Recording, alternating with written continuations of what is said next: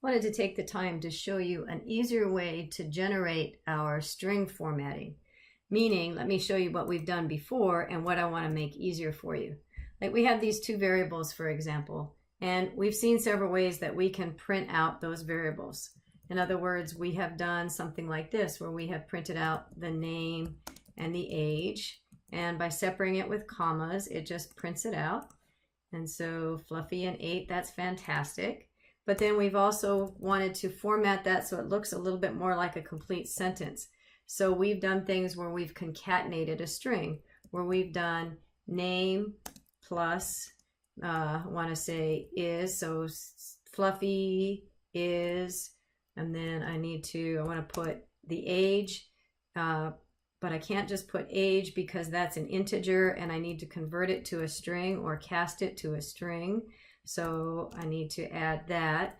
And then once I've got the string, so Fluffy is blank years old. And we can, I guess, leave it there and then print that out. So that's doing the same thing, but it's a little bit, let's see. Yep, Fluffy is 8 years old. So it worked, but it was a little bit challenging because we had to make sure that we're concatenating correctly. We put in the correct quotation marks, and we made sure we converted our age to a string. So it worked, but it was a little bit cumbersome. So I'm going to show you another way that we can print out some clean output. And we loosely call this term string formatting. So let me show you another way to do this same sentence that we just did right here. What we're going to do is, again, use the word print. I'm just going to open and close the parentheses so I don't forget. And then the first thing we're going to do is create our sentence to look exactly the way we want it to be. In other words, I want kind of what we did there. I had that name variable and is age years old, okay, and then no spaces. And so I guess a period there would be good. But wherever we have the variables, I can't just put in a variable because obviously it's going to print out that word, right? So that's really, I want to put in this is a variable and this is a variable. So what we're going to do instead, every place I want a variable, I'm going to put what we call a placeholder. So it's an open and closed brace. So I want to put in the value of name here, and this is also a variable, and I want to put in a placeholder there which says in these spots go the value of a variable. So how do we tell it what variables to put in there? Well, after our quotes here, we're going to put the period. We're going to put a period and we're going to write the word format and then another open and closed parenthesis. And inside this open and closed parenthesis, we're going to put in the order we want our variables to be placed. We're going to put those variable names in here, meaning I'm just going to put these in for a moment. So in this order, fill in the placeholders. In other words, name goes in the first placeholder. So whatever in name, which is in this case Fluffy. So put the word Fluffy here inside of this placeholder. The second variable goes in the second placeholder, which is age. So 8 will be placed here. Let's just run that and see if that works. And it does.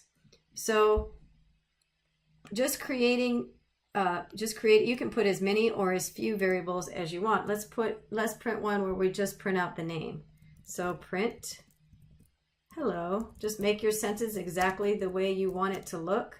My name is, but where I want to put the variable, which in our case is name, I'm going to put a placeholder instead, which is the opening and closing braces. I'm going to put an exclamation point because I want my sentence to have an exclamation point. Hello, my name is, and then put my name inside this placeholder. So how do I put that? How do I define the variable that goes in that placeholder? Well, I put in a period and the word format.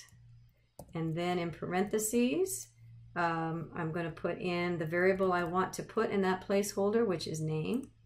And then I need to close my parentheses, so I need to finish that off. There we go.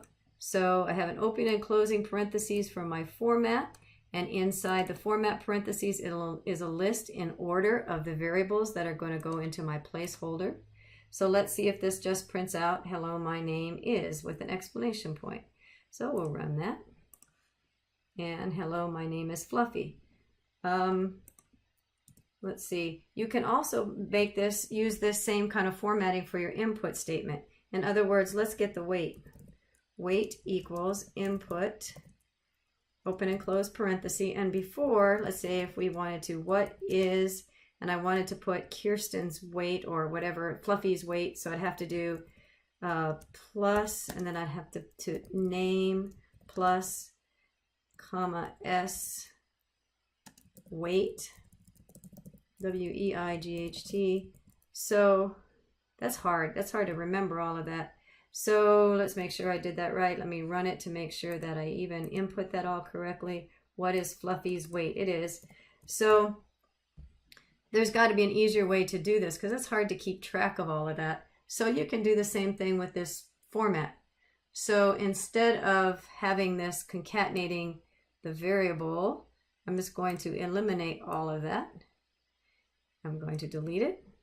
And it's the same concept. Where I had that variable before, I'm just going to put in opening and closing braces, which is a placeholder for a variable that I will define after my opening and closing quotations with a period, the word format, open and close parenthesis, and inside format, I put in the variable that I want to place inside of that placeholder, which is name. And that's a much easier way to print out that sentence. I don't have to worry about all that concatenating and plussing and all of that. And I still get the same thing. What is Fluffy's weight? So you can do it the other way, concatenating, and it certainly works. And if you're used to that, you can do that. But if you want to try this new format, I think it's a little bit easier to what's the right word? To manage, because I don't have to worry about all those plus signs. So if this is helpful, you can use the formatting for formatting your output.